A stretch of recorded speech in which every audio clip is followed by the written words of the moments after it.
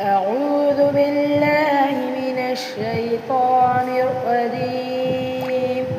بسم الله الرحمن الرحيم. القارعة ما القارعة وما